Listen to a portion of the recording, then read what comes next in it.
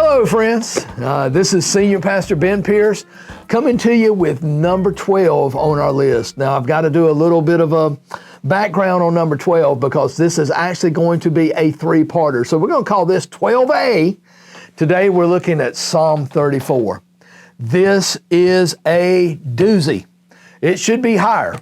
And I'm going to make it a three-parter because there's so much to unpack.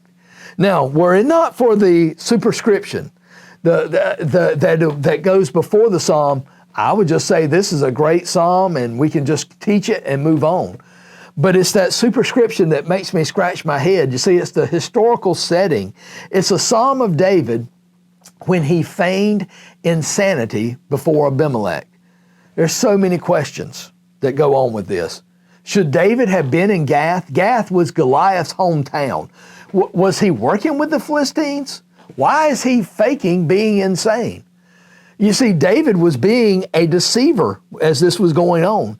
And this psalm condemns deceit. So we've got to really look at what's going on here. So to do that, we've got to take 1 Samuel 21. And if we look at 1 Samuel 21, 10 through 15, and the more I study that passage, the more I'm scratching my head over Psalm 34. So let's cover some history. David defeated Goliath. He is popular. Saul becomes jealous of David. He wants to kill him. I tried counting it up last night. I believe there are about 15 or 16 attempts on David's life by Saul himself as you go through the scriptures. And he sees him as a threat to the throne. Now, what took place before 1 Samuel 21, where he's going to feign insanity, and Psalm 34? Well, in 1 Samuel 19, David escapes an assassination plot by Saul. David's wife, Michal, Saul's daughter, lowered David out of the window. She then made a dummy in the bed and lied to her father.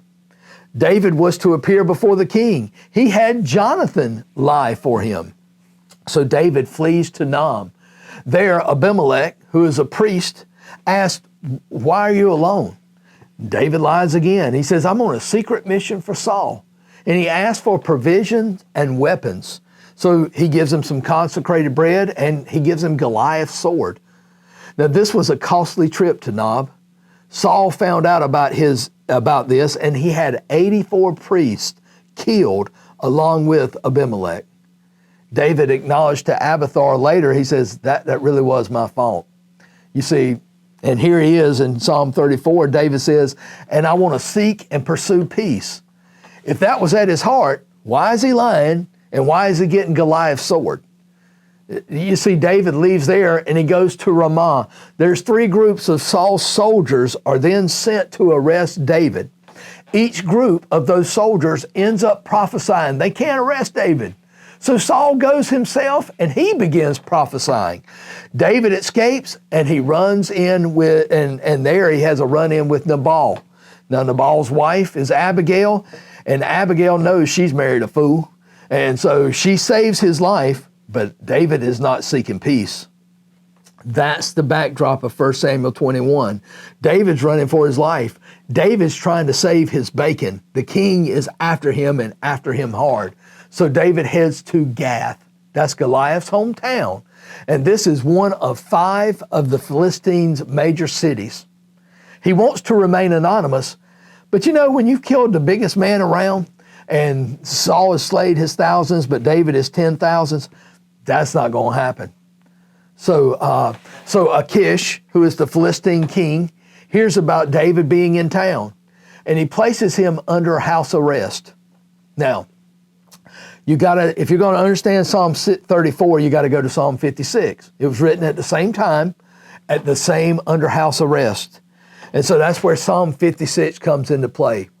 David comes up with a plan. I'm going to feign insanity.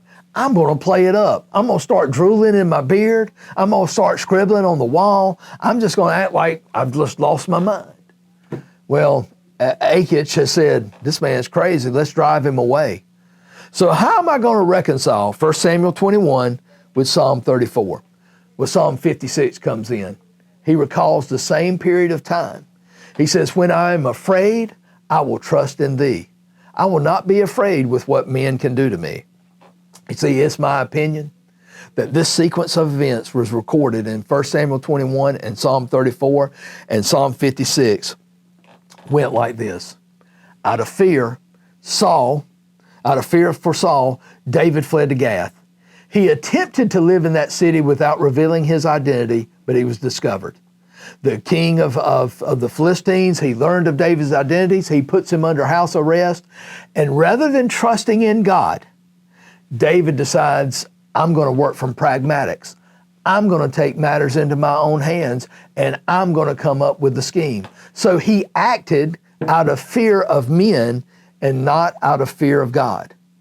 He was humbled before God, and that's where he wrote Psalm 56 as his confession and vow of trust. So then Psalm 34 was penned to praise God for his deliverance in spite of his deception and sin. You see, David's learned now, I don't need to come up with my own plans. I need to fear the Lord. So we need to interpret Psalm 34 in light of Psalm 56 and in light of 1 Samuel 21. Psalm 34 is an acrostic. That means each verse starts with the next letter in the Hebrew. All right? So next time we come back, we're going to dive deep into this psalm. It's an exciting one, so just hold tight. I had to do that background, but we'll get into it next time. Thank you, Fuquay.